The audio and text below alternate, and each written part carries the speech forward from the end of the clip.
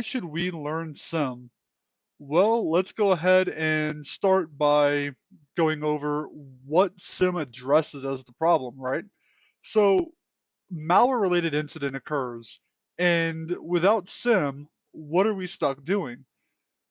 What we end up finding ourselves doing here is we have to pull up the event logs or the application logs for our antivirus software, and we have to start going through those.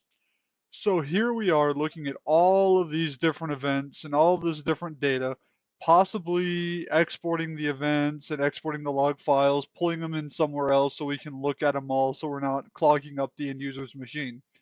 So eventually we look through all of that data and we find some stuff. And that stuff starts taking us to the local Windows events. So now we're going into Event Viewer.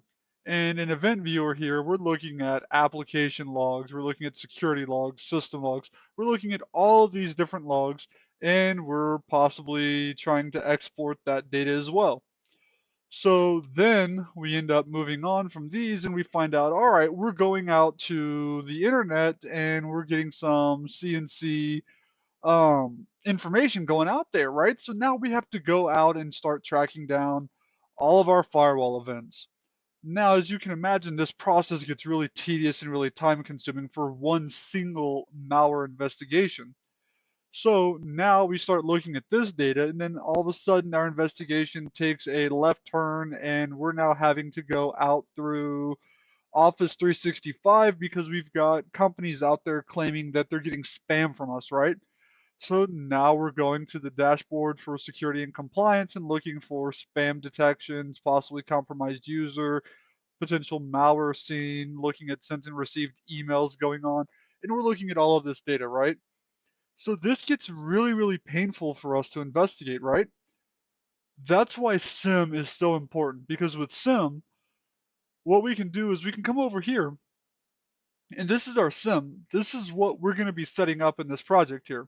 Right now, we're looking at the last 5 minutes of events and just looking at everything, right? So as we can see, we just have a lot of just data here. So let's go ahead and stop this and look at an event real quick.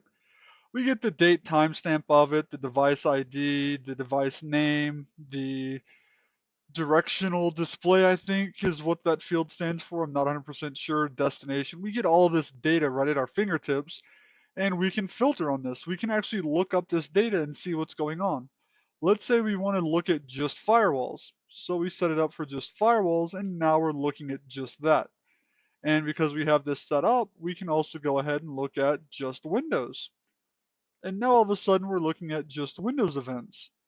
So we've also done some other relatively cool stuff in here that we haven't quite done yet, but let's take a look at as well. We've got in inputs here, we've also got Office 365 here, so we can do show received messages.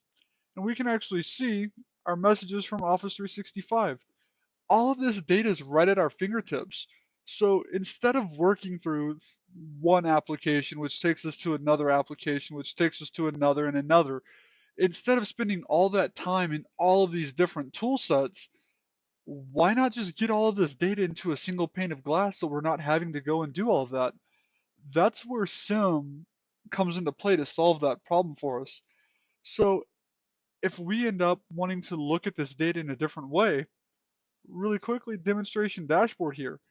I can see how many times port 53 has been the destination, 443 has been the destination, 137, 1900, 8041. We can see users across all of our different Office 365 events. We can see workstations that have come up in the logs here. We can see our firewall events and the destination ports associated with that. We can see all of that information at our fingertips. So, whenever we go back to the case of why learn SIM, it's because we want to work smarter, not harder. So what we're going to end up learning, we're going to learn the architecture and implementation at a very high level because at the basics of this is architecture and implementation varies from organization to organization. So one organization may have a global footprint with data across the globe, whereas a small office may have data in just a centralized location. Some companies may be incredibly cloud heavy, right? Everything's up in the cloud, so they may not have as much physical infrastructure at their disposal, or they may just be throwing everything up into AWS, Google Cloud, one of those different cloud service providers. So we're going to take some time to look at architecture and implementation. We're also going to go into data processing, data analysis, and threat detection, and really kind of looking at the events and how we make the events work for us and make it easier to search through everything so that we can find the information we need really, really quickly. And then we're going to tie that into the threat response, right? So how do we go from we've architected the solution, we've implemented the solution, we've got data coming in, we've analyzed the data, we've set up alerts for threat detection, and how do we get that data off to where we can now do threat response and actually react to threats, right? SIM answers the question of how do we go and decrease our time to detect and time to respond. And we're going to go over some of that. So in this course, our outline is going to be what is SIM, the adoption of SIM, SIM technologies, architecture, data collection, data processing, and data analytics. And we're also going to be doing a project at the same time with this where you will be setting up Graylog in a virtual box environment. So we're going to virtualize it and we're going to set up WinLog beats to go ahead and forward those events over to our SIM. So the minimum system requirements you're going to need to do this project is 2 CPU cores, 4 gigabits of RAM, and 20 gigabits of disk space.